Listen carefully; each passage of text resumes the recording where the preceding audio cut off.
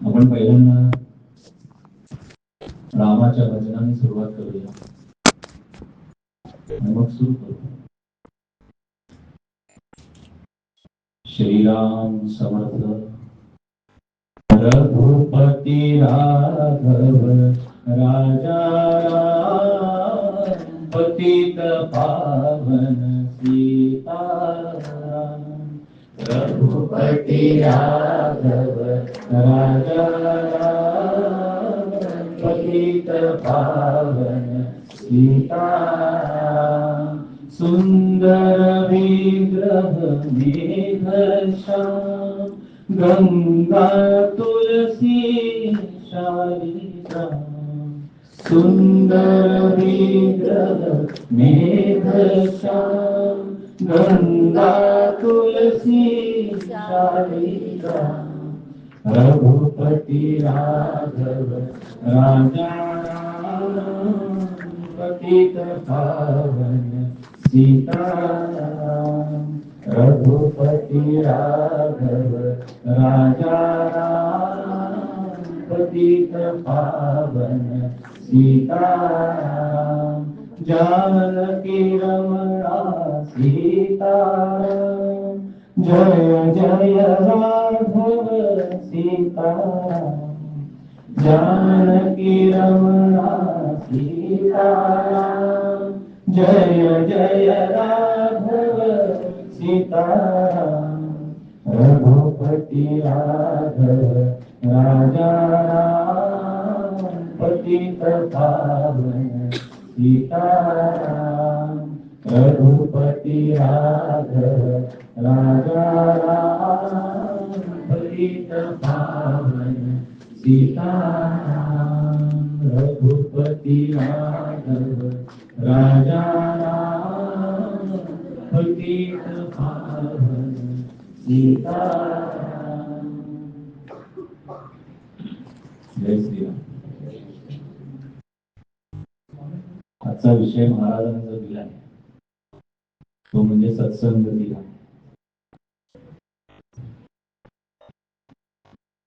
सत्संगती म्हणजे काय? पहिल्यांदा आज परमपूज्य गजानन महाराजांचा प्रकट दिन.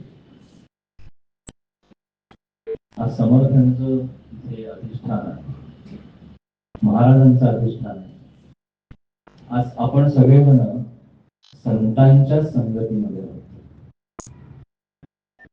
संत म्हणजे कोण? तुम्ही सांगा मला, कोण संत म्हणजे? खरं सांगा, बोला.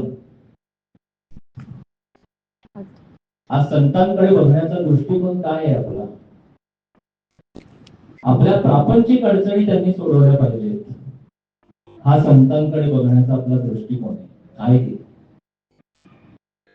त्यांना काय वाटत असतं, मी काय द्यायला बसलोय आणि तुम्ही माझ्याकडे का येऊन मागताय? पहिली पायरी आहे ती, त्यांच्याकडे जाऊन मागणं. ते पुरवणं त्यांचं काम पण आहे, त्याच्याशिवाय आपण त्यांच्याकडे जाणार नाही. पण महाराज म्हणतात की भगवंत तुमच्यासाठी जर राबायला लागला तर त्याला दिवसातले 24 तास कमी पडतील, एवढं आपण त्यांच्याकडे जाऊन मागत असतो. मुळात संतांच्याकडे बघण्याचा दृष्टिकोनच आपला हा आहे की आपल्या प्रापंचिक अडचणी संतांनी सोडवाव्या. बघा, आपण जेव्हा त्यांच्या पायावर डोकं ठेवतो,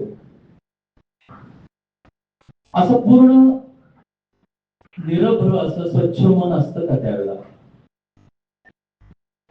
जर आयुष्यामध्ये त्या क्षणी जर काही अडचण असेल, जर काही चिंता असेल, जर काही काळजी असेल, तर ती आपण त्यांना निवेदन करतो. बरोबर आहे, कोणाला जाऊन निवेदन करणार? आई आहे आपली, त्यांना जाऊन सांगणार. पण सांगितल्यानंतर आपल्या मनाची भूमिका अशी पाहिजे की एकदा महाराजांना सांगितलंय ना, मग आपण काळजी करायची नाही. एकदा समर्थानं सांगितलंय ना, आपण काळजी करायची नाही. आपल्याकडनं तसं होतं का? महाराज म्हणतात, गोंधळाला आल्यानंतर माझ्या रामापुढे तुमच्या काळजीचं गाठोडं ठेवा. सगळं माझ्यावर सोपवा, रामावर सोपवून मग तुम्ही शांतपणे घरी जा. पण तसं होत नाही आपलं. आपण महाराजांच्याकडे जातो, कुठल्याही सद्गुरु तत्वाकडे जातो, आपलं गाराणं सगळं सांगतो त्यांना, पण ते काळजीचं गाठोडं पुन्हा उचलतो, डोक्यावर ठेवतो आणि घरी येतो. मग रामराया किंवा महाराज किंवा समर्थ काय म्हणतील आपल्याला, हा विचार आपल्या मनामध्ये येत नाही. कारण आपली भूमिका तशी बनलेलीच नाही. सगळ्यात पहिल्यांदा सद्गुरु तत्वाविषयीची भूमिका ही बनवायला पाहिजे. ती संत म्हणजे कोण, सद्गुरु म्हणजे कोण, ज्याच्यापाशी विषय घेऊन जावं आणि त्याने निर्विषय करून आपल्याला घरी परत पाठवावं, तो म्हणजे संत आहे. आपण त्याच्याकडे विषय मागायला जावं, त्याने त्याच्यातली आसक्ती सगळी काढून घ्यावी. हे हळूहळू होतं, हे एका दिवसात होणार नाही. कारण आपण देहबुद्धीवर जगणारी माणसं आहोत. आपलं आत्मस्वरूप त्या देहामध्ये आहे, पण त्याला अनेक जन्मांचा देहाचा सहवास आहे. एका जन्मामध्ये देहबुद्धी जात नाही. हे जे सगळेजण सद्गुरु तत्व म्हणून जन्म घेतलेले असतात ना, महाराज म्हणतात तसं की समर्थन सारख्या विभूती ह्या कधीच उद्धरून गेलेल्या असतात. ते जगाच्या कल्याणासाठी येतात. ते जन्म कशासाठी घेतात, जगाच्या कल्याणासाठी घेतात. त्यांची तळमळ काय आहे की प्रत्येक माणूस हा सुखी व्हावा. पण तो माणूस सुख कशात शोधतो, तो त्याच्या प्रपंचामध्ये सुख शोधतो. ढोबळ मनाने आपला सगळ्यांचा प्रपंच आपल्या मनासारखा व्हावा असं आपल्याला वाटत असतं. चार चौघांसारख्या सगळ्या गोष्टी आपल्या प्रपंचामध्ये घडाव्यात. पैसा असावा, मुलं बाळ असावी, नोकरी धंदा सगळं व्यवस्थित चालावं, म्हातारपणी आपल्याला सांभाळावं, काय अपेक्षा असतात माणसाच्या. पण तेवढं सुद्धा होताना दिसत नाही.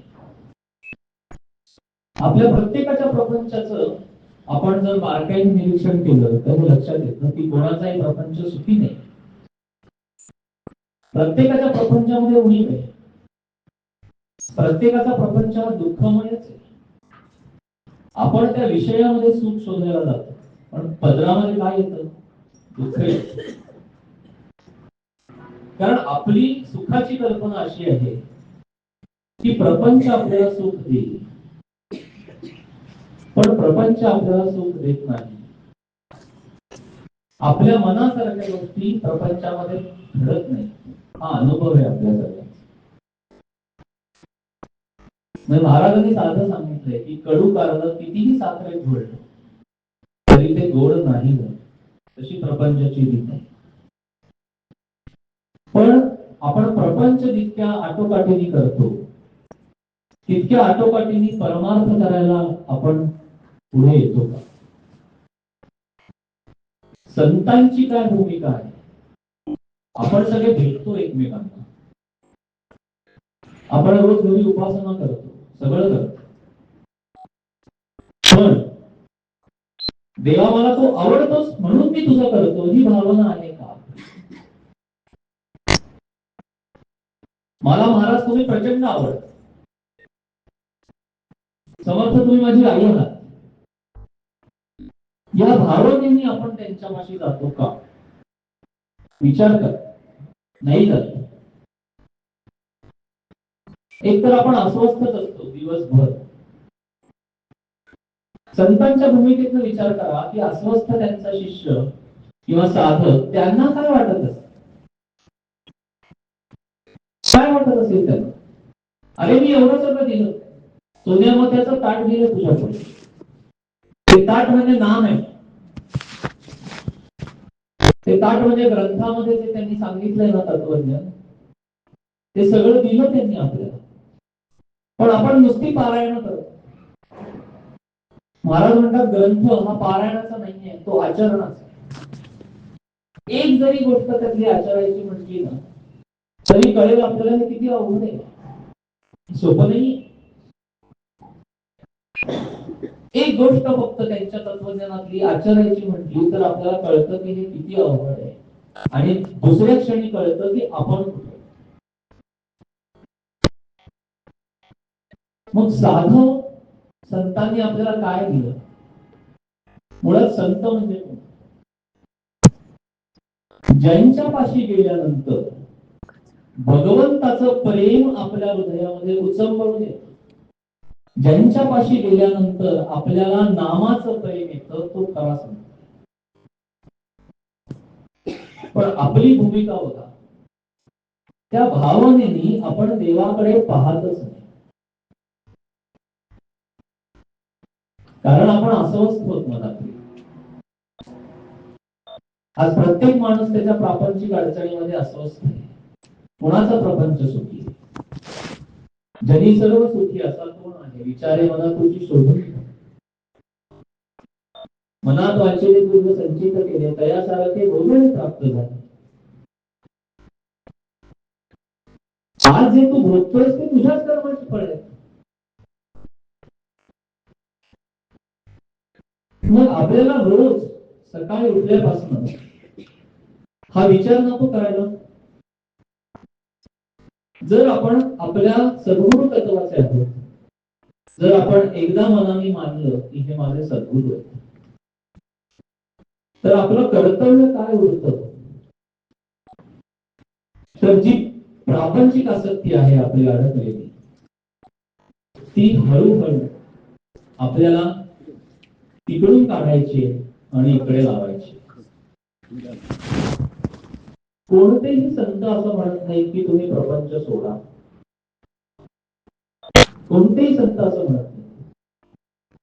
महाराज म्हणतात तुम्हाला सोडायला सांगितलं तरी तुम्ही सोडणार नाही. म्हणजे एका माणसाला प्रपंचाचा खूप कंटाळा आला, वीट आला, त्याला वाटलं सोडून देऊया सगळं. त्याने लंगोटी लावली, त्याने घर सोडलं, तो वनामध्ये जाऊन राहायला लागला. मग तिथे झोपडी बांधली, तुळशी लावल्या.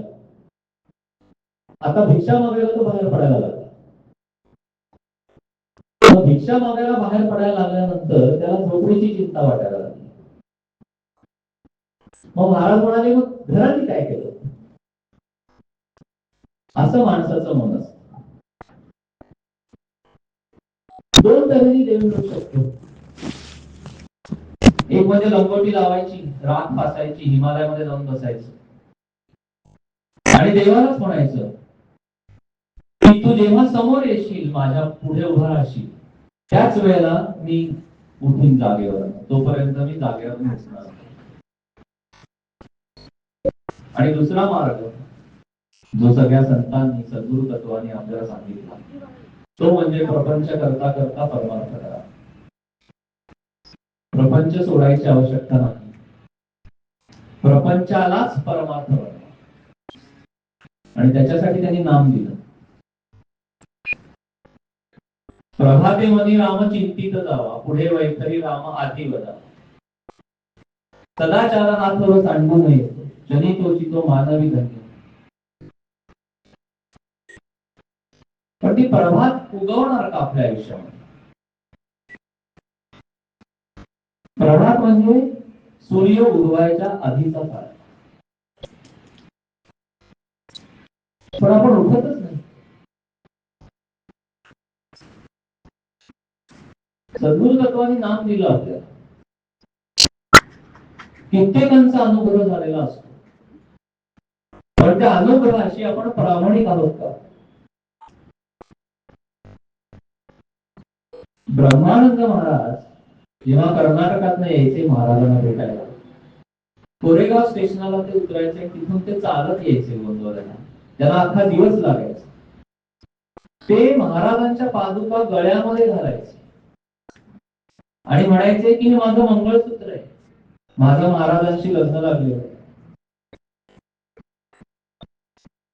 किती मोठं ज्याला आपण पवित्रता किंवा सद्गुरु तत्वाविषयीची किती प्रखर निष्ठा असेल त्यांच्या मनात. एकदा जसं स्त्रीचं लग्न लागलं की पतिव्रता स्त्री ही पती सोडून दुसऱ्या कोणाचाही विचार करत नाही. तसं एकदा का आपण सद्गुरु तत्वाचे झालो की सद्गुरु तत्व सोडून कशाचाही विचार करायचा. आपल्या आयुष्यामध्ये सद्गुरु तत्व हे सगळ्याला पुरून उरलं पाहिजे. पण आज प्रपंच आपल्याला हवा आहे, देव असला तरी चालेल, सद्गुरु तत्व असलं तरी चालेल, कारण सगळी चिकित्साच आहे, शंकेने सगळं नसतं. संत सद्गुरु हे चालते बोलते परमेश्वर आहेत. त्यांची बाह्यांगांवरनं आपल्याला ओळख पटणार नाही.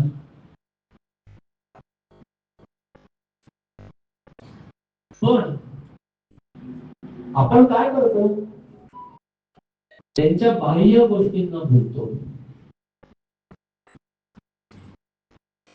एक तर चमत्कार जे संतांनी मुद्दामून कधीही केलेले नाही, ते घडलेले.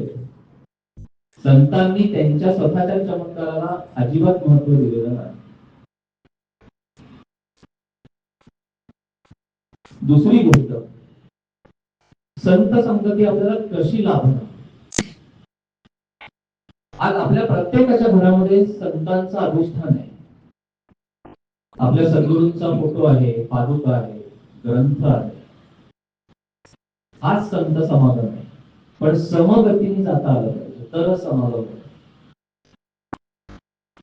संतांची संगत 3 प्रकाराने लाभेल. एक म्हणजे त्यांच्या देहाची संगत, पण आज ती आपल्याला लाभू शकते का?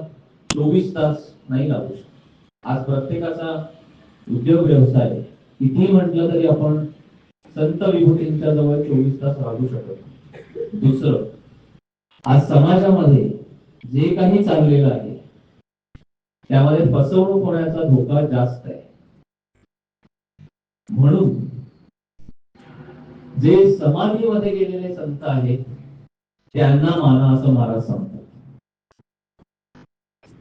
जी संत विभूती समाधीस्थ झालेली आहे ती देहाच्या पलीकडे जाऊन सूक्ष्मामध्ये जास्त काम करत असते.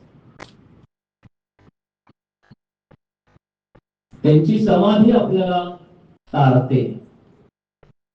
बघा, आपण समाधीचं दर्शन घ्यायला गेल्यानंतर अष्टसात्विक भाव जागृत होतात की नाही? आपल्या डोळ्यातनं अश्रू व्हायला लागतात का? आपण पाहिलंय त्यांना. ती मागच्या जन्मातली ओळख आहे आपली त्यांच्याबरोबर असली. त्यांनी सांगून ठेवलंय ना, जन्मोजन्मी मी सांभाळणार आहे. अनुग्रह म्हणजे काय? रस्त्याने चालले मुलगा आणि आई, मुलाने आईचा हात पकडलाय, पण नंतर गर्दी खूप वाढायला लागल्यावर आई मुलाचा हात घट्ट धरते. आता मुलगा गर्दी थांबवू शकत नाही, कारण आईने हात धरलेला. त्याला अनुग्रह म्हणतात. सद्गुरु तत्व तुमचा हात हातामध्ये धरतं, चल म्हणतं. पण आपला एक पाय प्रपंचात अडकलाय. ही सद्गुरु तत्वाशी केलेली प्रतारणा आहे. त्यांना तुम्हाला घेऊन जायचंय परमेश्वरापाशी. आज आपली अवस्था जंगलामध्ये चुकलेल्या माणसासारखी झालेली आहे. वाटाड्या सापडला की त्याच्यावर विश्वास ठेवतो ना आपण. तो सांगतो की अरे ह्या पायवाटेने जा, तू जंगलात बाहेर पडशील. हे सगळेजण वाटाड्याचं काम करत असतात. ते येतात आपल्या आयुष्यामध्ये, ते सांगतात बघ हे परमेश्वरी तत्व आहे, जिथे तुला जायचंय मी तुला घेऊन जातो. एक क्षण असा येतो आपल्या आयुष्यामध्ये की सद्गुरु तत्वाविषयी अतिशय मनामध्ये ती प्रबळ भावना उत्पन्न होते की आता यांच्याशिवाय दुसरं कोणी नाही. मग आपण त्यांच्या समाधीच्या इथे जातो, आपण त्यांचा अनुग्रह घेतो. अनुग्रह म्हणजे लग्न लागलं आपलं, असं समजा. आता महाराजांशिवाय समर्थांशिवाय आपल्या सद्गुरु तत्वाशिवाय दुसरं काही सुचतच नाही पाहिजे. 24 तास जे झोपेतले जातील तो वेळ महाराज सांभाळतात. उरलेला सगळा वेळ अनुसंधान पाहिजे. अनुसंधान म्हणजे काय? स्मरण, आठवण. सद्गुरु तत्वाची सतत आठवण पाहिजे. बस, बाकी काही नाही करायचं, दुसरं काही नाही करायचं. मनामध्ये नाम जे त्यांनी अनुग्रहाद्वारे आपल्याला दिलं. पण आज आपल्याला अनुग्रहाची तेवढी लक्षातच येत नाही. काय अनुग्रह म्हणजे काय? अनुग्रह म्हणजे त्यांनी आपल्याला म्हटलं आपलं ते आपलं तेवढं मोठं भाग्य आहे. सद्गुरु तत्व कोणाला योगी जवळ करेल का? त्यांनी त्यांचं म्हणावं लागतं, त्याच्याशिवाय होणार नाही. अनुग्रह घेणं आणि अनुग्रह देणं यात फरक आहे.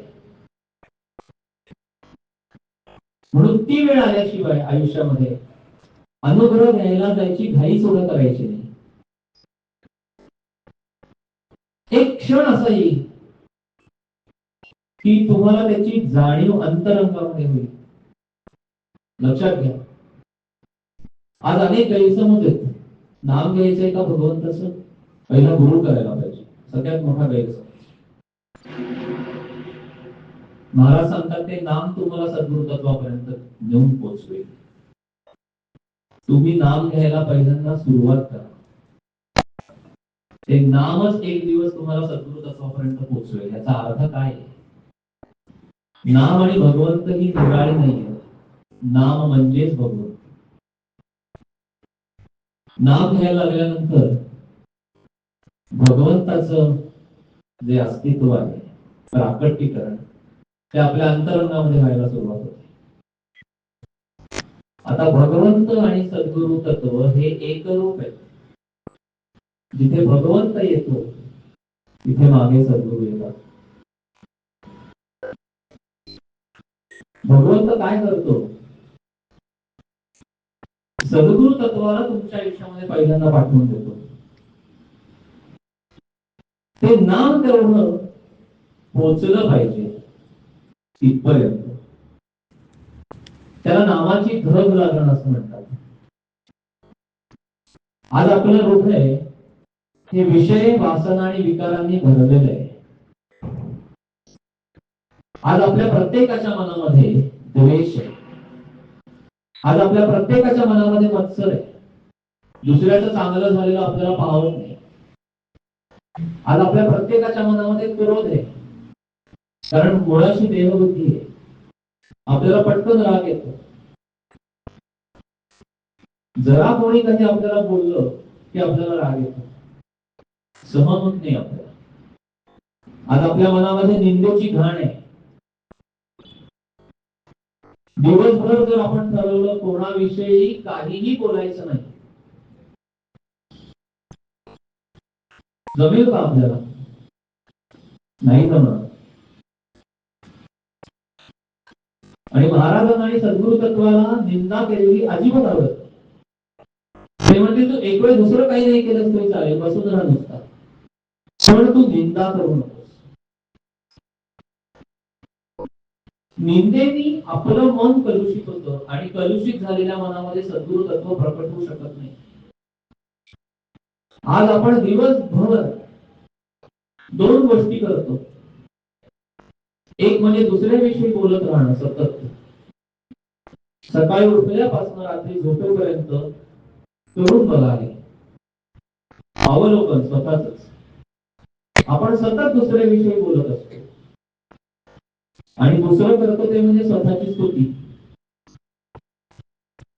ह्या दोन गोष्टी जर आपण टाळल्या तर मौनात जाऊ आपण. आणि घरचे म्हणते काय झालंय तुम्हाला, तुम्ही नेहमीसारखे वागत नाही. परिस्थिती आहे. सद्गुरु तत्व आपल्या आयुष्यामध्ये यायला हवं असेल, त्यांच्याकडे गेल्यानंतर शिकायचं काय? त्यांच्याकडे गेल्यानंतर मन शुद्ध करायला शिकायचं. त्यांच्याकडे गेल्याचा परिणामच तो होतो की आपल्याला आपले दोष दिसायला लागतात आणि दुसऱ्याचे दोष पाहणं बंद होतं. कारण दुसऱ्याचे दोष जेव्हा आपण पाहतो तेव्हा त्या दोषांचं बीज आपल्यामध्येच असतं. संत काय करतात? आपण कुठल्या भूमिकेवर आहोत ते आपल्याला दाखवतात. ते नाम देतात, पण ते नाम आपण इतक्या कळमळीने घेतलं पाहिजे की त्यांना अपेक्षित असलेला व्यवहार आपल्याकडनं व्हायला पाहिजे. ते सांगतात त्या हृदयामध्ये नारायणाला प्रस्थापित करायचंय ना, त्या हृदयामध्ये जे काही तुझा भरलेलं आहे ना, ते पहिलं बाहेर काढ. आज बघा, अभिमान आहे, अहंकार आहे, प्रापंचिक आसक्ती आहे, द्वेष आहे, असूया आहे, मत्सर आहे, देहबुद्धी आहे, दुसऱ्याचं चांगलं झालेलं आपल्याला पाहत नाही, दुसऱ्याविषयी कोणी चांगलं बोलत असलेलं आपल्याला ऐकवत नाही, ही परिस्थिती आहे. सूक्ष्म अवलोकन करा स्वतःच. आपल्याला दुसऱ्याविषयी चांगलं बोलता सुद्धा येत नाही, टीका करतो आपण, पण दोन चांगल्या गोष्टी बोल एखाद्या व्यक्तीविषयी म्हटलं तर आपल्याला बोलता येत नाही, आठवायला लागतं आपल्याला काय आता चांगलं बोल. मनोभूमिका हे एवढं सगळं मनामध्ये भरलेलं आहे. ह्याला कारण देहबुद्धी आहे. देहबुद्धी एका क्षणामध्ये नष्ट होत नाही. देहबुद्धी कशी आहे ओळखायचं कसं? आपली जरा कोणी स्तुती केली, तू छान केलंस ना, आपल्या अंतरंगामध्ये एक अशा भावना उत्पन्न होतात, सुखावची, ती देहबुद्धी. दुसरं, आपल्याला कोणी टीका केली, आपल्याला कोणी काही बोललं तर आपल्याला आवडत नाही, आपल्याला राग येतो, आपण बोलणार नाही, बोलून दाखवणार नाही, पण आपल्या मनामध्ये तो राग राहतो. ही व्यक्ती मला असं बोललेली 10 वर्षापूर्वीच सुद्धा आपल्या लक्षात असतं. आणि एका विकारामधनं दुसरा विकार जन्म घेतो. बघा, देहबुद्धी आहे, देहबुद्धीतनं क्रोध उत्पन्न झाला, क्रोध उत्पन्न झाल्यानंतर तो हळूच द्वेषामध्ये जातो. ज्या व्यक्तीविषयी आपल्या मनामध्ये राग आहे त्या व्यक्तीविषयी आपल्या मनामध्ये हळूहळू द्वेष उत्पन्न व्हायला सुरुवात. द्वेषातनं पुढचा विकार आपल्याला मत्सर वाटायला लागतो त्या व्यक्तीविषयी, त्यातनं पुढचा विकार असूया वाटायला लागतो, त्यातनं पुढचा विकार मग त्या व्यक्तीची आपण निंदा करायला लागतो. बघा, एका विकारातनं दुसरा विकार, दुसरा विकारातनं तिसरा विकार, हे सगळं आयुष्यभर चाललेलं. हे सगळं मनाच्या पातळीवर चालतं, देहाच्या पातळीवर नाही. देहाने आपण 4 चौघांमध्ये जसं वागायला पाहिजे तसंच वागतो. का? कारण आपल्याला कोणीही नावं ठेवू नयेत म्हणून. हे फक्त डोक्यात असतं आपल्याला कोणी नावं नाही ठेवता म्हणून आपण चांगलं वागतो. हे चांगलं वागणं खरंच चांगलं आहे का हे त्यांना माहिती. जी व्यक्ती मनामध्ये हे सगळं घेऊन बसलेली आहे ती देहाने कशी जरी वागली तरी सद्गुरु तत्वाला माहिती आहे. आता सद्गुरु तत्व तिथे प्रकट होणार आहे का? नाही प्रकट होणार. आज आपलं हृदय म्हणजे आडगळीने भरलेली जशी खोली असते ना तसं झालेलं आहे. त्यात नवीन सामान आणून बसवायचंय, पण आधीचं सामान बाहेर काढावं लागतं, त्याच्याशिवाय नवीन सामान त्यात कसं करायचं? मग संत सद्गुरू काय करतात? त्यांना सगळं माहिती आहे. ते मनुष्याचा द्वेष करत, ते म्हणतात अरे ठीक आहे, तू परमेश्वरापासूनच विलंबून आलेला आहेस. आज आपल्या प्रत्येकाच्या देहामध्ये जो आत्माराम आहे, जे आत्मस्वरूप आहे, जे चैतन्य आहे, तोच परमेश्वर आहे, दुसरं कोण? पण आपण माणूस जिवंत असताना ते विसरतो. त्यातल्या देहातल्या चैतन्याला आपण मानत नाही. आपण देहाला देह म्हणूनच मानतो. कधी मानतो आपण? ती व्यक्ती गेल्यानंतर आपण मानतो. ती व्यक्ती जाते, त्यांना समोर ठेवलेलं असतं, आपण त्यांच्या दर्शनाला जातो. आपण काय म्हणतो? आमचे स्नेही गेले. आता इथे कोण गेलं? देह तर समोर आहे. आयुष्यभर ज्या देहाला तुम्ही स्नेही मानलं त्यांच्यातलं चैतन्य निघून गेल्यानंतर जे खरंय ते तुम्ही बोलायला लागता की आमचे स्नेही वारले, आमचे स्नेही गेले. मग जर चैतन्याला आपण मानत असू तर ते चैतन्य रोज आपल्यामध्ये सुद्धा आहे आणि समोरच्यामध्ये सुद्धा. पण आज आपल्याला दुसऱ्यामध्ये देव पाहता येत नाही. अनेक लोक असं म्हणतात की आम्ही देवदेव करण्यापेक्षा, हे सगळं करण्यापेक्षा आम्ही माणसात देव पाहतो. बरोबर आहे. सद्गुरु तत्वानी काही माणसात देव पाहू नका असं सांगितलेलं नाही, संत सुद्धा तेच सांगतात. पण संत माणसामध्ये देव पाहायला आपल्याला शिकवतात. इतर ठिकाणी कोणी शिकवणार नाही. इतर ठिकाणचं तत्वज्ञान तुम्हाला असं सांगेल की माणसावर प्रेम करा, सगळ्या प्राणी मात्रांवर प्रेम करा. पण प्रेमाची भावना सद्गुरु तत्व उत्पन्न करून देईल. हृदयामध्ये प्रेमाची भावना उत्पन्न व्हायला पाहिजे. त्याच्याशिवाय कसं होणार? संत काय करतात? संत आपली भूमिका तयार करतात. आज माणसात देव पाहायचा असेल तर आपल्या स्वतःमध्ये देव आहे हे आपल्याला जाणवलं पाहिजे. पण आज दिवसभर आपण जसं वागतो, आपण जसा विचार करतो, नीट बारकाईने निरीक्षण करा. आपल्याला खरंच भीती आहे सद्गुरु तत्वाची?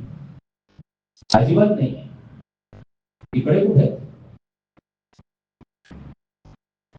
आपण विसरून गेलोय की ते सूक्ष्मामध्ये तितकेच आपल्या बरोबर असतात. महाराज म्हणतात आपण आपल्या स्वतःशी 24 तास उघडा व्यवहार करावा. परमेश्वराने कधीही येऊन आपल्याला पाहिलं तरी आपण करत असलेल्या कृत्याची आपल्याला लाज वाटणार नाही असं आपलं कृत्य असतं. काय सद्गुरु तत्वांनी सांगून ठेवले बघा. पण आज ते आपल्याला आचरणामध्ये आणायचं नाही, कारण ते अवघड आहे. परमार्थ मार्ग हा जगाच्या प्रवाहाच्या विरुद्ध पोहण्याचा मार्ग. त्याच्यामध्ये दमछाकी होणारच आहे तुमची. घरातली सगळी मंडळी तुमच्या परमार्थ मार्गाला पोषक असतील असं नाहीये. पण तुम्हाला तुमचं पुढे घेऊन जायचंय. तुम्ही स्वतंत्र जन्माला आलात, स्वतंत्र देह सोडणार आहात. आपल्याला जर आपली पारमार्थिक उन्नती करून घ्यायची असेल तर आपल्याला सद्गुरु तत्वावर विश्वास ठेवावा लागतो. आपण जे मगाशी बोलत होतो ना, संत संगत, देहाने त्यांची आपल्याला संगत जास्त काळ लाभणार नाही. संतांनी अवतार धारण केले पण ते अवतार आपल्या पासून नाहीसे झाले, निघून गेले. आज देहाने आपल्याला महाराज दिसणार नाही, आज देहाने आपल्याला समर्थ माऊली दिसणार नाही. मग हे काय सांगतात सद्गुरु? जो ग्रंथ मी दिला त्या ग्रंथात माझा प्राण आहे. तुम्ही दासबोध वाचा, मी तुम्हाला त्यात सापडेल. आज महाराजांनी जे तत्वज्ञान सांगितलं त्या तत्वज्ञानामध्ये महाराज आहेत. कुठलाही संत, कुठलाही सद्गुरु तत्व हे त्यांनी जो उपदेश केलेला आहे ना त्या उपदेशामध्ये सापडतं आपल्याला. पण आज आपल्याला तसा त्यांचा शोध घ्यायचा नाही. त्याला कष्ट आहेत, मानसिक आणि शारीरिक दोन्ही कष्ट आहेत. आज ग्रंथांचा अभ्यास करायचा म्हटला तरी मनामध्ये काय भूमिका पाहिजे? तो अभ्यास करायच्या वेळेला मला तसं आचरण करायचं. जोपर्यंत आपण संतांनी सांगितलेल्या ग्रंथात जे लिहिलेलं आहे त्याचं आचरण जोपर्यंत करत नाही तोपर्यंत आपल्याला संतांची संगत लागू शकत नाही. जर संतांनी सांगितलेलं असेल तुम्ही भरभरून नाम घ्या, जोपर्यंत आपण भरभरून नाम घेत नाही तोपर्यंत आपल्याला संत सापडणार नाही.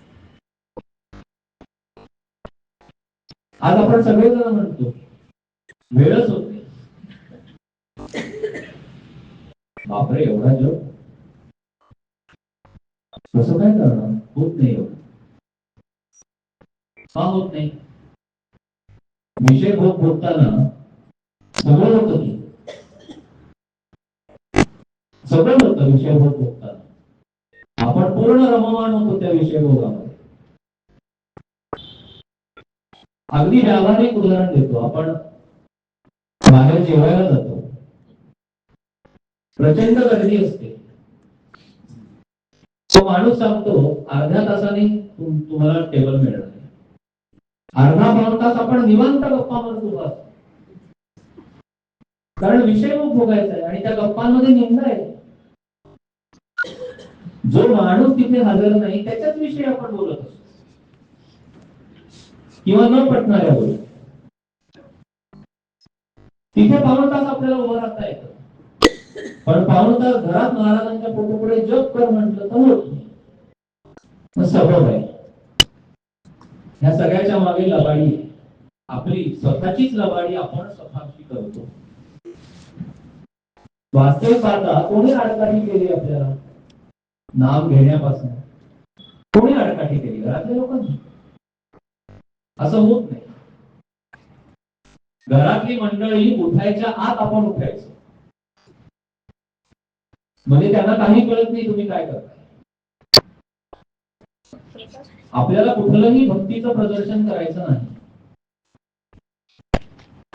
कारण हीच लोक आपल्याला सुनावतात नंतर, तुम्ही एवढं महाराजांचं करता ना, 2 शब्द नीट बोलताय की काय उपयोग आहे तुमचा, त्याच्यापेक्षा आम्ही बरे. या 2 गोष्टी. एक म्हणजे जेव्हा आपण त्यांचं करायला सुरुवात करतो, त्यांनी सांगितलेल्या साधन मार्गावर जायला सुरुवात करतो, त्यावेळेला काय होतं, आपल्या विषय वासना आणि विकारांना धग लागते. लक्षात घ्या. आज बिळामध्ये सर्प शिरलेला आहे, त्या सर्पाला बाहेर काढण्यासाठी आपण कितीही बाहेरनं आवाज केले तरी बिळातला सर्प बाहेर येत नाही. मग काय करतात, त्याच्यामध्ये धूर सोडतात. तो धूर सोडला की त्या बिळाला सहन होत, म्हणजे त्या सर्पाला सहन होत नाही आणि त्या बिळातनं सर्प बाहेर येतो. तसं जेव्हा आपण नाम घेतो, त्या नामाची धग आपल्या हृदयामध्ये जाऊन पोचते, कारण सगळं जे इथे साठलेलं आहे. राम ह्या शब्दामध्ये रम बीज आहे, ते अग्नी तत्व आहे. ते पहिलं तुमच्या हृदयापर्यंत पोचणार आणि तुमच्या अंतरंगाला धग लावणार तो अग्नी. सगळ्या संतांनी उगीच रामनाम घ्या म्हणून सांगितलेलं नाहीये. हे रम बीज आहे, अग्नी तत्व आहे त्याच्यामध्ये. तो अग्नी पहिलं काम काय करतो, तुमच्या मनातल्या विषय वासना आणि विकारांना जाळायला सुरुवात करतो, धग लावतो. मग काय होतं, आधी जेवढा राग येत नव्हता तेवढा उफाळून यायला लागतो. लक्षात घ्या. आणि आपल्याला वाटतं अरे एवढं पण मी कधी रागवत नव्हतो, काय चाललंय. एखादी वासना जर असेल इतकी मोठ्या प्रमाणामध्ये वाढते की आपल्याला वाटतं की एरवी सुद्धा कधी एवढी वासना वाटत नव्हती, हे काय व्हायला लागलेलं आहे. लक्षात घ्या की नामाची धग लागली. समर्थांना, महाराजांना तुमच्या मधला जो विकार आहे तो उत्कटून बाहेर काढायचा आहे आणि संपवायचा आहे. मग तो काय होणार, खूप वाढणार आणि शांत होणार. आणि सगळे 6 विकार मनुष्याला छळत नाही. आपण किती षड विकार असं म्हटलं तरी एकच कुठला तरी विकार आपल्याला जास्त छळणारा असतो, बाकीचे सौम्य ह्याच्यामध्ये असतात. तर प्रत्येकाने स्वतःचं निरीक्षण करायचं की कुठला विकार आपल्याला जास्त छळतो. महाराज म्हणतात तसं काही जणांची दृष्टीच चांगली नसते, ती कशावरही पडली तरी ती गोष्ट बिघडते. म्हणजे समजून जा की आपल्याला दृष्टीचा विकार आहे, आपल्याला दुसऱ्याचं चांगलं पावत नाही, आपल्या मनामध्ये द्वेष, त्याच्यावर काम करायचं. प्रत्येकाने ठरवायला पाहिजे की आपण काम कशाला करायचं, नाहीतर ते नामस्मरण वरवरच होतं आणि आपले आपण पुन्हा प्रपंच आणि प्रपंच हे करण्यातच जातो. शेवटचा क्षण येतो, निघून जातं सगळं हातातनं. कुठला विकार आपल्याला छळतोय हे पहिलं शोधून काढायचं. मला राग येतोय का, मग रागावर काम करावं लागेल. माझ्या मनामध्ये असूया आहे का, मग मला त्याच्यावर काम करावं लागेल. मला नक्की कशावर काम करायचंय हे पहिलं कळलं पाहिजे. हे सद्गुरु तत्व तुम्हाला जाणीव करून देतं. संत समाज म्हणजे काय, सत्संगती म्हणजे काय. आज आमचा सत्संग आहे असं म्हणून आपण 100 लोक भेटतो एकमेकांना की हे तुझं चुकतंय, हे तुझं चुकतंय. रोज रात्री झोपताना आपण हा विचार करायला पाहिजे की आज दिवसभरात आपण कोणाचं मन दुखावलं का? सद्गुरु तत्वाला दुसऱ्याचं मन दुखावलेलं अजिबात आवडत नाही. दुसऱ्याचं मन दुखावणं ही मानसिक हिंसा आहे. भगवंताने सांगितलेलं आहे गीतेमध्ये की मी मन आहे, मन हा माझा एक अवतार आहे. जेव्हा आपण दुसऱ्याच्या मनाला दुखावतो त्यावेळेला त्याच्यामधल्या भगवंतालाच आपण दुखवत असतो. सगळ्यात मोठं पाप म्हणजे दुसऱ्याचं मन दुखावणं हे आहे. आपल्याला कर्म सांभाळायला सांगतात सद्गुरु. जरी या सगळ्या लोकांनी भक्ती मार्ग सांगितलेला असला, आपल्यासारख्या सामान्य प्रापंचिक माणसाला सद्गुरूंनी भक्ती मार्ग सांगितलेला आहे. पण त्यांचा एक कटाक्ष कर्म मार्गावर एवढ्यासाठीच आहे की तुमचं आम्ही सगळं सांभाळतो, पण तुम्ही तुमच्या कर्माला चुकू नका. सगळ्या सद्गुरु तत्वाचं एक फक्त सांगणं आहे की तुम्ही तुमच्या कर्माला चुकू नका. आज काय होतं, आपल्याकडनं काहीतरी चुकीचं कर्म घडतं. चुकीचं कर्म घडलं की ते प्रारब्ध भोगानी आपल्या समोर एक ना एक दिवस त्याचं फळ म्हणून आपल्या समोर येऊन बघतो. तो प्रारब्ध भोग वाट्याला आला, दुःख परंपरा वाट्याला आली की आपली पूर्ण मनस्थिती उघडते. मग आपण देवासकट सद्गुरु तत्वासकट सगळ्यांना दोष द्यायला सुरुवात करतो. ते अजून एक पाप आपण वाढवतो. पहिलं देवाला दोष देणं आपण बंद केलं पाहिजे. कित्येक वेळेला आपण बिनदिक्कत एवढा महाराजांचं करतो, अनुभव घेतलाय, असं कसं महाराजांनी याच्या आयुष्यात केलं, ते महाराज कशाला करणार आहे. बिनदिक्कत आपण त्याचं खापर पडतो सद्गुरु तत्वावर. तुझ्या कर्माच्या ह्या चुका तुलाच प्रारब्ध म्हणून भोगायला आलेले आहेत वाट्याला. सद्गुरु तत्व तुम्हाला त्यातनं बाहेर काढतंय. सद्गुरु तत्व भोग तुमचे टाळत नाही, भोग भोगण्याची तुम्हाला ताकद देते. आज आपला जो मनोव्यापार आहे, तो जे भोग आपल्याला आलेले आहेत ते टाळण्याकडे. म्हणून आपण काय करतो, आपण कोणापाशी तरी जातो आणि उपाय शोधून काढतो. मी काय केलं म्हणजे हे कळेल. त्याने ते तेवढ्या पुरतच कळतं, त्याचा संपूर्ण निचरा होत नाही. महाराज म्हणतात की भोग टाळणं म्हणजे बँकेचं कर्ज बुडवण्यासारखं आहे. आपण काही गोष्टींसाठी बँकेतनं कर्ज घेतो, महिन्याच्या पगारातनं आपल्याला हप्ता भरावा लागतो, पोटाला थोडा चिमटा बसतो, कारण बरीच रक्कम त्या हप्त्यामध्ये जाते. पण जसा हप्ता संपत येतो आणि आपलं कर्ज फेडून फेडून संपतंय आता, ही जेव्हा जाणीव शेवटच्या टप्प्यामध्ये होते आणि मग एक दिवस ते कर्ज सगळं फिटतं आणि बँक म्हणते की तुमचे पेपर्स घेऊन जा, तुमचं कर्ज संपतं. त्यावेळेला जो आनंद होतो ना, तो भोग भोगून झाला पाहिजे. सद्गुरु तत्व काय म्हणतो, भोग वाट्याला आलाय ना, तुम्ही तो भोगून संपवा. कुठल्याही दैवी उपायांनी तो भोग टाळू नका, तो पुन्हा वाट्याला येईल. बँकेचं कर्ज चुकवायचं नाही, ते फेडूनच टाकायचं. आपल्याला काहीही सगळं फेडायचं. दुःख परंपरा वाट्याला आली ना, सद्गुरु तत्व कुठे उपयोगी पडतं, तिथे आपल्याला ते उपयोगी पडतं. आज दुःख परंपरा वाट्याला आलेली आहे म्हणजे चुकीची कर्म काहीतरी घडलेली आहे, म्हणून प्रारब्ध भोग वाट्याला आलाय. मग सद्गुरु तत्वाकडे जायचं आणि सांगायचं मला ताकद द्या हे सहन करायचे.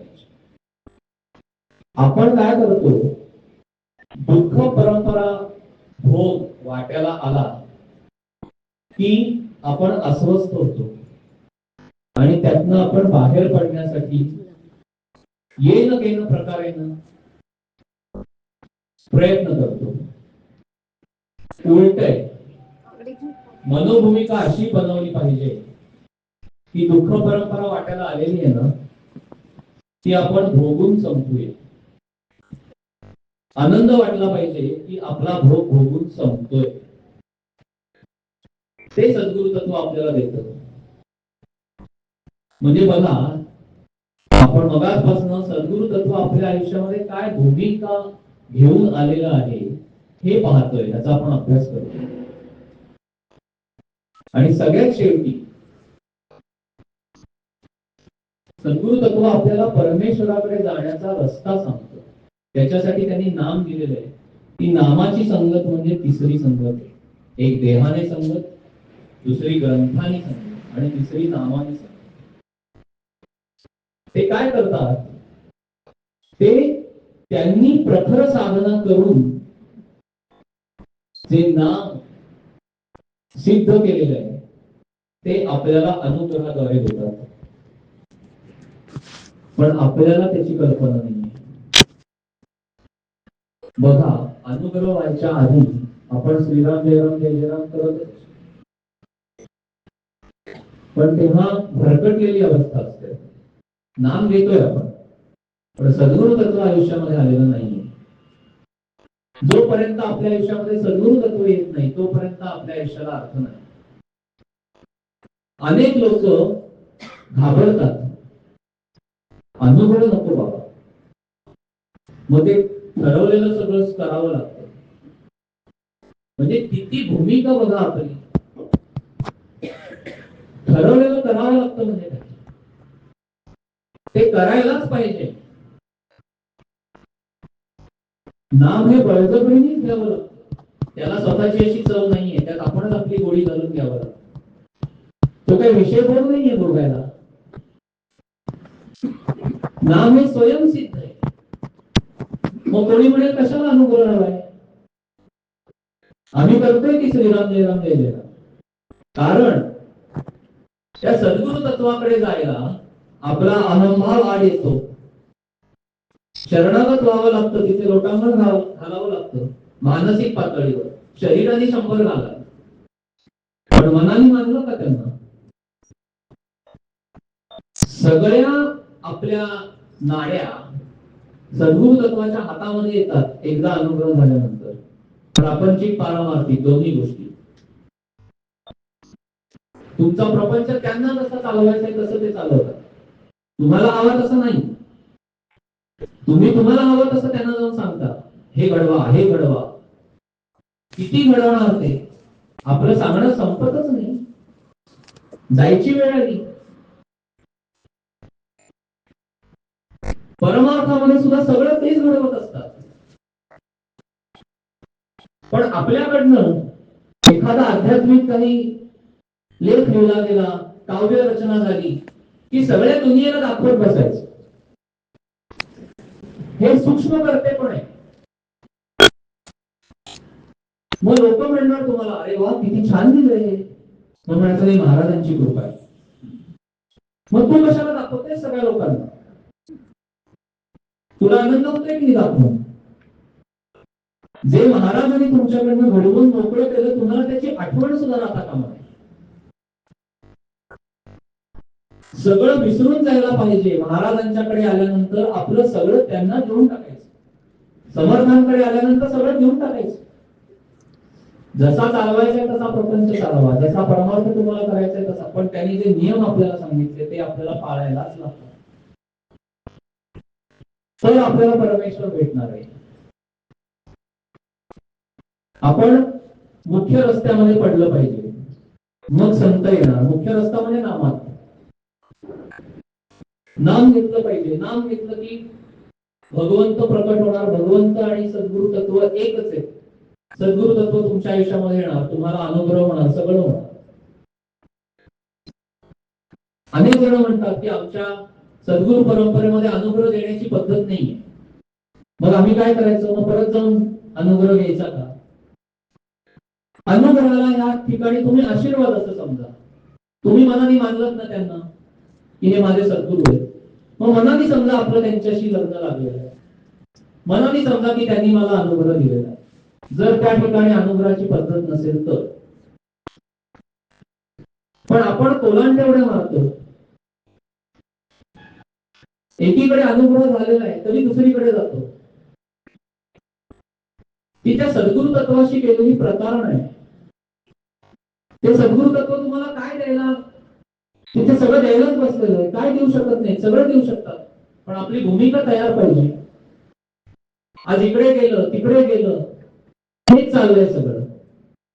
एकदा आपण समर्थांना आपलं सद्गुरु मानलं, एकदा महाराजांना सद्गुरु मानलं की बाकी सगळ्या मावश्या आहेत, आई एकच आहे. सगळेजण सारखेच दिसत असतात. आपली आई आणि मावश्या सगळ्या सारख्याच दिसतात, कारण एकाच आई वडिलांची मुलं आहेत. म्हणून मावशीला जर नाही म्हणतो का आपण, आई आईच आहे. एकदा सद्गुरु तत्वाला शरण गेल्यानंतर बाकी सगळ्या तत्वांविषयी आदरच ठेवायचा, अनादर करायचा नाहीये. पण आपण सकाळी उठल्यापासून रात्री झोपेपर्यंत आपल्याला फक्त आपल्या सद्गुरूंचीच आठवण पाहिजे. मग बघा प्रापंचिक आसक्ती सगळी कमी होईल. मग घरामध्ये तुम्हाला कोणी काहीही बोललं तरी तुमच्या मनावरच परिणाम होणार नाही, कारण सुख आणि दुःख ही आपण जाणीवेतून उत्पन्न केलेली आहे. आपल्या मनासारखं झालं की आपल्याला ते सुखाचं वाटतं, आपल्या मनाविरुद्ध झालं की दुःखाचं वाटतं. ते आपली जाणीव आहे. पण आपली जर वृत्ती भगवंताशी चिकटवून ठेवली तर आपल्या वृत्तीवर काही परिणामच कशाचा होणार नाही. नाम म्हणजे काय आहे? नाम म्हणजे आपली वृत्ती आणि भगवंत यांना जोडणारी साखळी आहे. नामाचं आणि वृत्तीचं लग्न मूर्ती भगवंतमय बनली पाहिजे. महाराजांनी साधं उदाहरण दिलेलं आहे. छोटी मुलं पतंग उडवत असतात. पतंग आकाशामध्ये दूर असतो, लांब ढगाच्या पलीकडे दिसतो का आपल्याला? दिसत नाही. पण तो मुलगा काय म्हणतो की पतंग माझ्या हातात आहे. का? कारण त्या पतंगाची दोरी त्याच्या हातामध्ये असते. बघा, ती दोरी सुटली की पतंग सुटला. ती दोरी म्हणजे नाम आहे.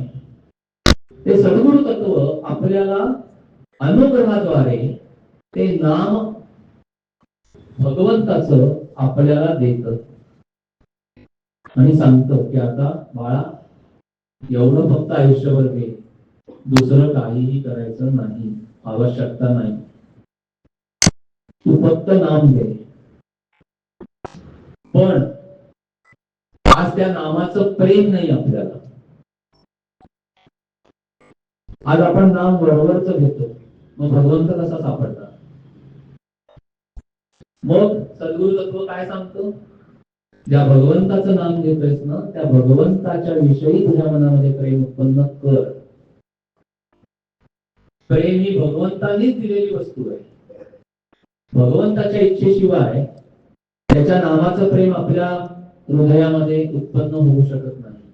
महाराज म्हणतात की जर भगवंत कृपण असेल तर तो नामभक्ती देण्यामध्ये सर्वात जास्त कृपण आहे. तो बाकी सगळ्या गोष्टी देतो आणि मुख्य गोष्ट देत नाही. कशासाठी समर्थाने आपल्याला हे सांगितलं? का भगवंताला सांगितलं सदा सर्वदा योग तुझा घडा? योग म्हणजे काय? संत संगत आहे, दुसरं काही नको मला.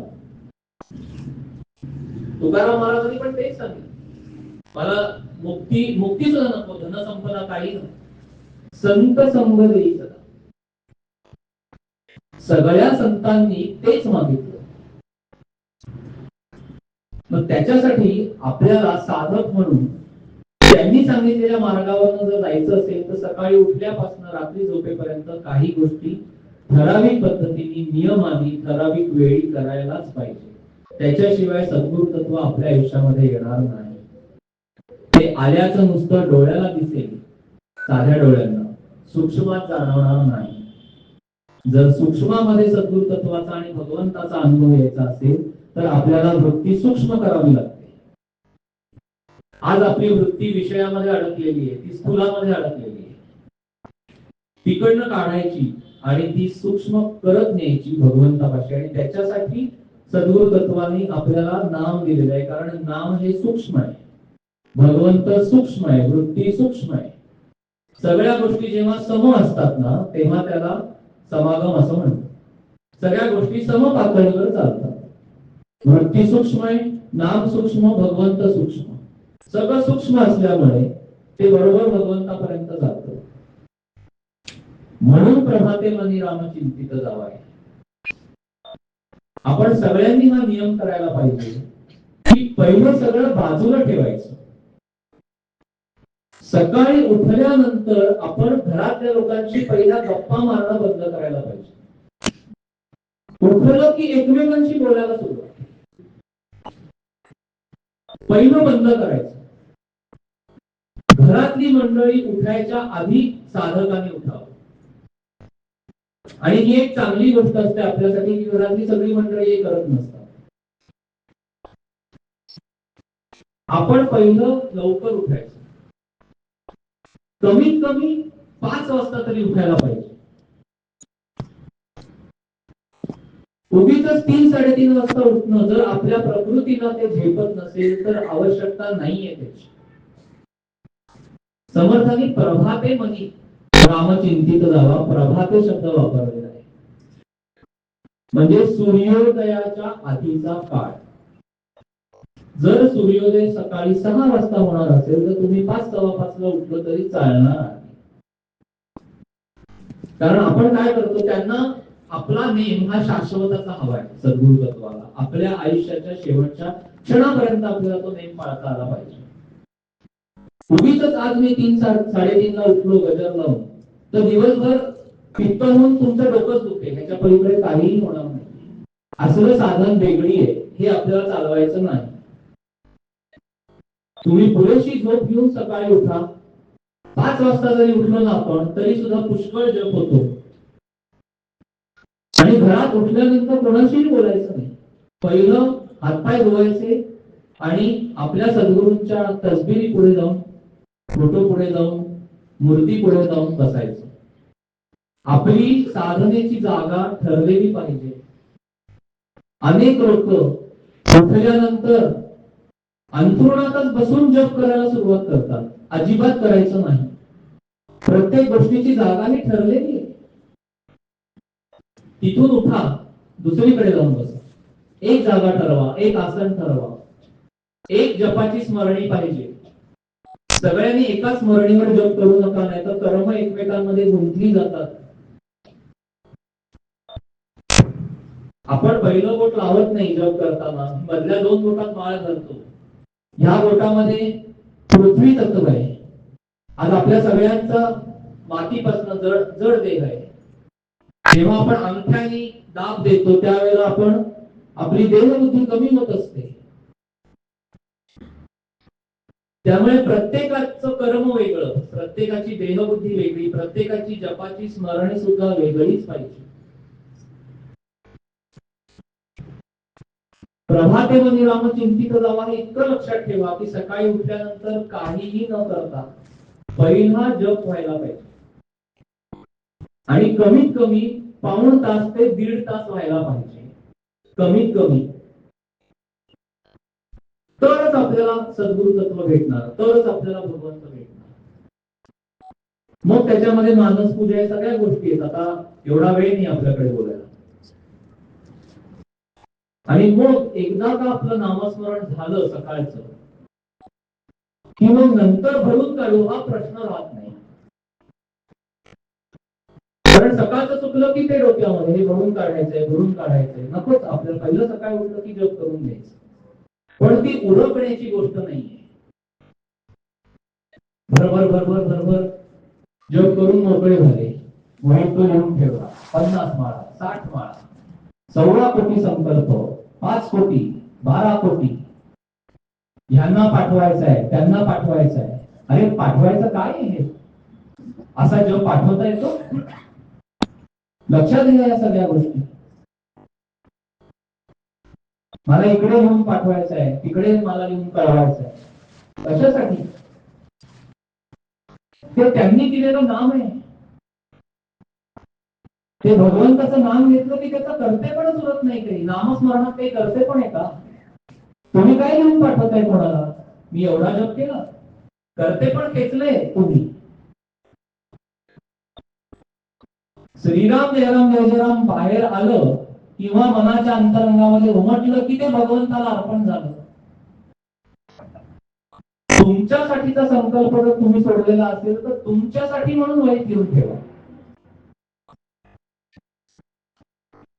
इतकं करते पण त्याच्यामध्ये नाहीये हे लक्षात घ्या.